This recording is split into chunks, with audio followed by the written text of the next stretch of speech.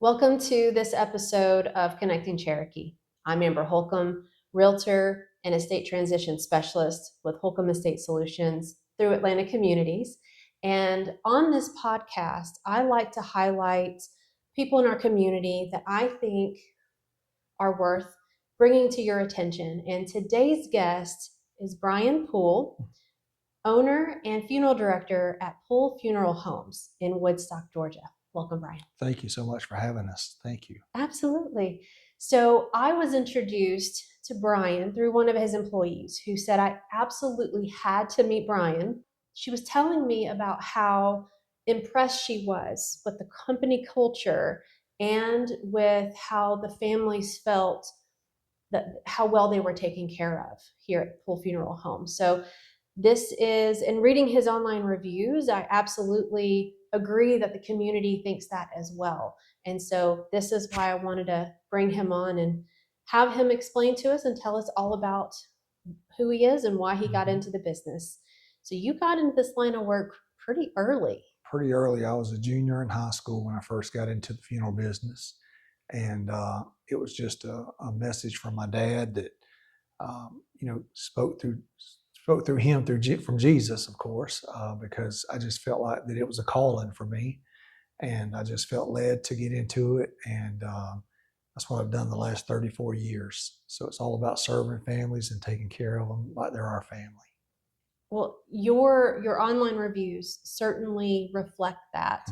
And I wanted to take an opportunity to read two summaries that came off of Yelp. And the first one is a summary of 3 different reviews, and it talks about they were compassionate, responsive, and extremely professional. And the second one was a summary of 2 separate reviews. No matter what question arose, they either had an answer, or if they didn't know, they had the name and number of somebody to directly get in contact with that would know the answer to that question. And to me, this summarizes the fact that this is not about the logistics of what you do in this space. It is all about the experience and the outcome of the families that you have to work with. And that's really, and I remember talking to you before about this, that this is a ministry to you. It is. And that is absolutely reflected in those reviews. So aside from the experience that people can expect from you with Poole Funeral Home, what is it you think that makes it such a great choice? I think it's just the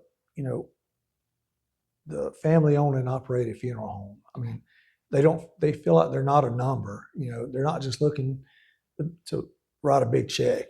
Because everybody knows that funerals cost money, cremations cost money, but the way we treat them and care for them, and like some of the reviews said, we may not have all the answers, but we can definitely get the answers.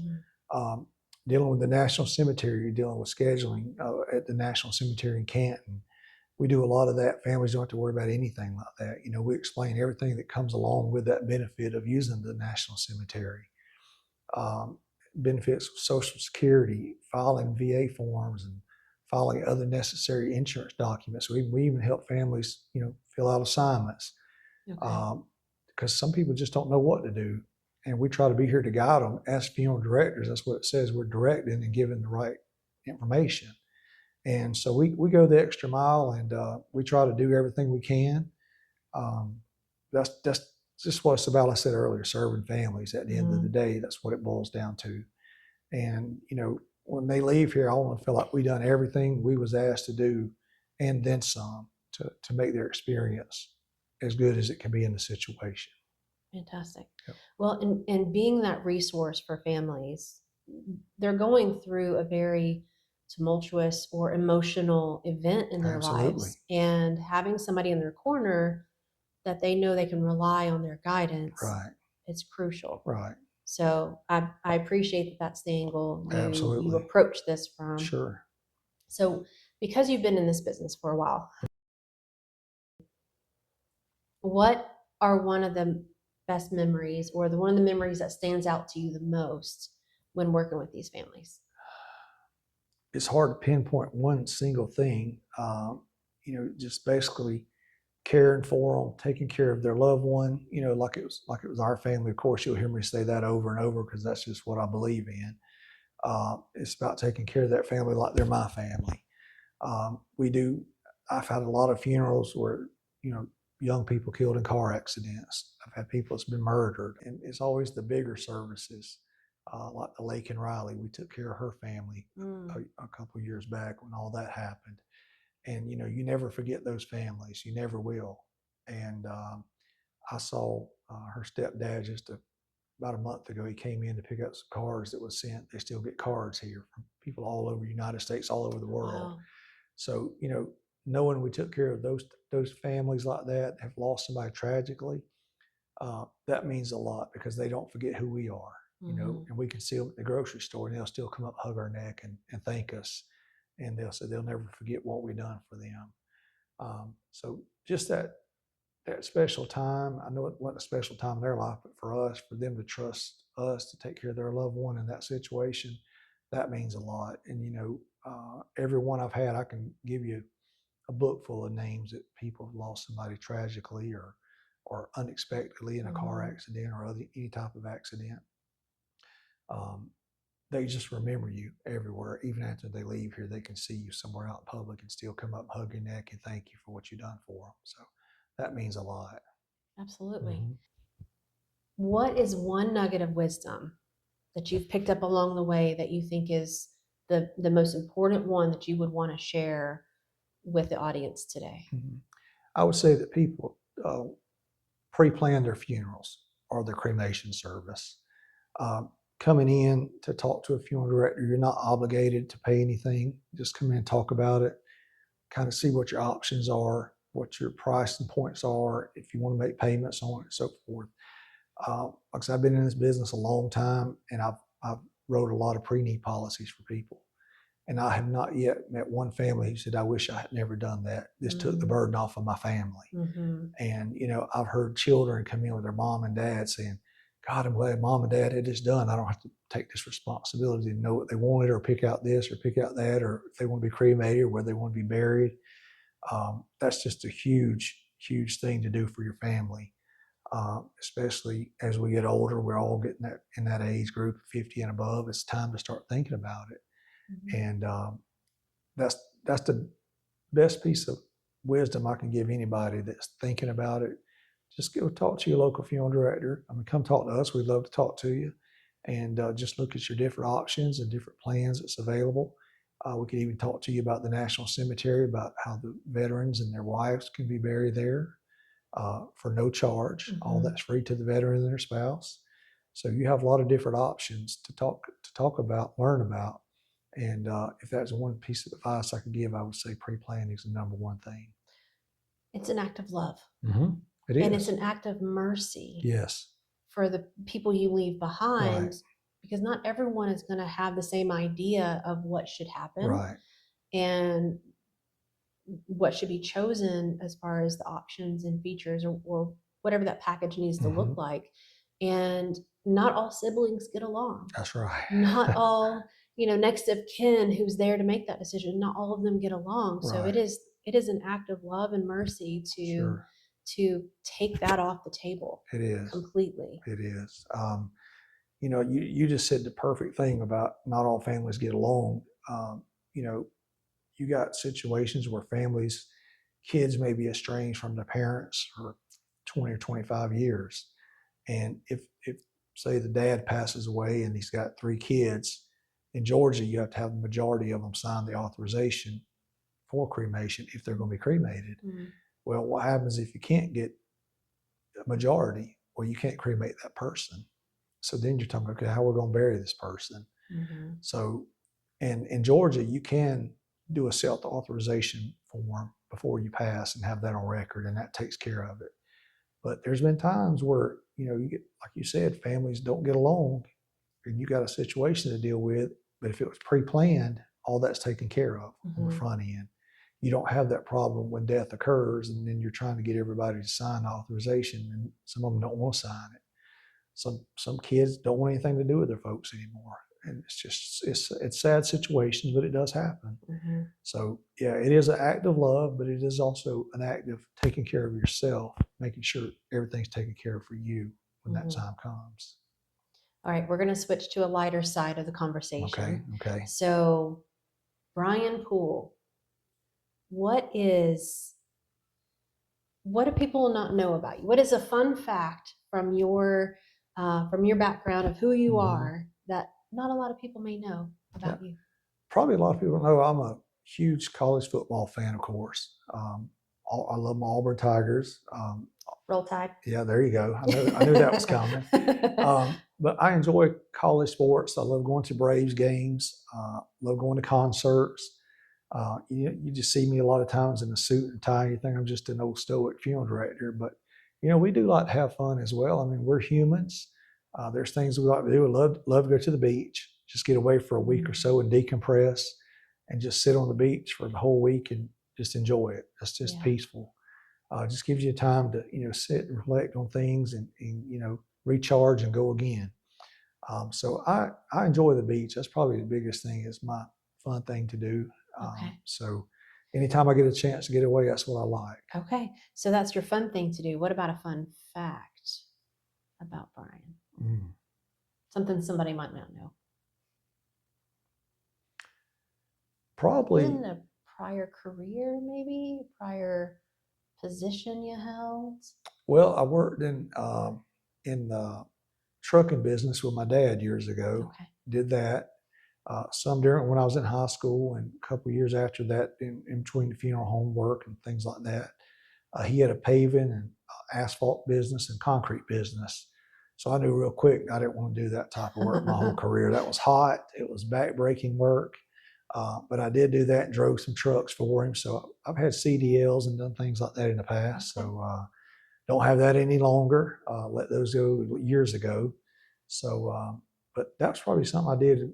Nobody would ever think I drove a truck or nothing like that. But I done it as a young guy. So, but I knew early that wasn't my calling to drive a truck or work outside and dig ditches and pour concrete, stuff like that. It just wasn't my thing. It's certainly it's one where if you're going to be doing the work, you want to be in management. Exactly. You want to be calling the shots in that kind of business. And I wasn't one doing that. My dad was telling me what to do, and I was with the shovel and everything else, the hammers and sledgehammers and stuff like that. So I knew that's not what I wanted to do. So. Well, you transitioned into a leadership role that you told me about that occurred. Was it around 2011? Yeah. So yeah, I worked in Dothan, Alabama, where I was born and raised, at Bird Funeral Home. That's where I started off in the funeral business. And they was a family-owned firm for a long time.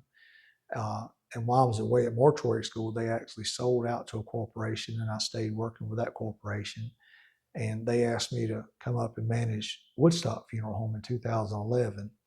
And so I got offered to come up here, and that's how we moved here. And worked and managed Woodstock Funeral Home for 4.5 years, and I left there in 2015 to build this place. And it was always a dream of mine to have my own funeral home. And it's gorgeous. It's a gorgeous building. Yeah, thank you. So I knew that we wanted something different when we built this. We didn't want your traditional cookie cutter funeral home like you've seen in the 60s and 70s. So we definitely thought outside the box a lot, talked to a lot of different funeral homes. I went and visited a lot of different funeral homes that had been built around the Southeast. And I kind of sit down and drew this thing out on a poster board, took it to an accountant or to architect, said, this is what we want. And I said, give me your ideas and your changes, and let's see what we come up with. So it worked out great. We've been open here since August of 2016, and it's been blessed. And our business has done well. Every year we've been open, our call volumes have increased, and it's been a long, hard road, but anything you have to work hard for is worth it. And I'm just blessed to be here and serve this community. It's a wonderful community. It is. I've been here about 20 years and I don't want to go anywhere. Right. I absolutely love it. Yeah.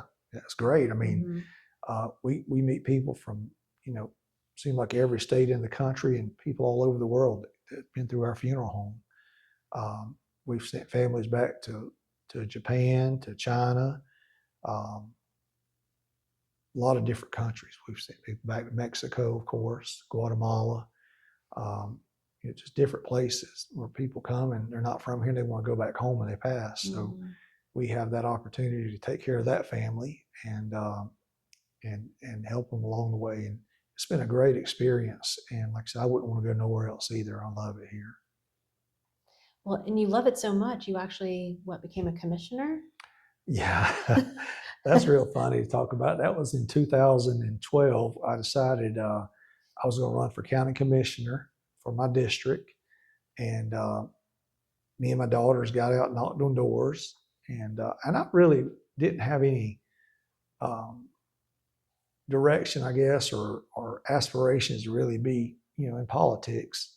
And I was kind of just running to get known to help the funeral home here. They wanted me to kind of give some stability to the funeral home at Woodstock. And I said, it'd be a good way to get my name out there and get people to meet me and, kind of get out in the community. And lo and behold, we won. The night of the election, the girl called me from the paper and told me I had won. I was like, no, you're kidding. She's like, no, you really won. And but I was blessed. I mean, we got out, worked hard, and I served 4 years, and 4 years was enough. And I knew I had my business to grow and get it off the ground. And that's why I decided to step away from public servant and come back to do this as my ministry and public servant as well. So, it was a good experience. I learned a lot, met a lot of new people.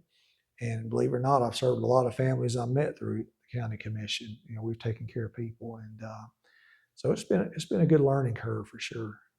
Well, you've got a heart for leadership, and that absolutely shows in my interactions with you, my interactions with Barb, your marketing person, just how much that love shines through everything that you do here, and even your reviews online, the people that I've talked to, because we're in kind of a similar network, and it all shows. Sure. And I'm pretty sure that's probably why you won commissioner, is people could tell that you have good intentions and you really want to help people. Right. That's what it's all about. Just be honest with folks and show them what you can do and tell them what you can do for them, and just carry through your actions. And I think that means a lot. It absolutely does. So you have Poole Funeral Home here in Woodstock. You have one more location in Georgia. We do. It's the Thomas L. Scroggs Funeral Directors down in Morrow. We own it. And then we have 4 funeral homes up in Southeast Tennessee, in Cleveland, and in Etowah, Tennessee. Okay. Well, wonderful. Well, how can people find you online? They can go to our website, www.poolefuneralhome.net, or they can call us at 678-932-2097. Thank you, Brian. Thank you. That is all for this episode of Connecting Cherokee. Check out the video description below for ways to connect with Brian and his associates over at Poole Funeral Home, and for info on my services as a realtor and estate transition services specialist. See you next time.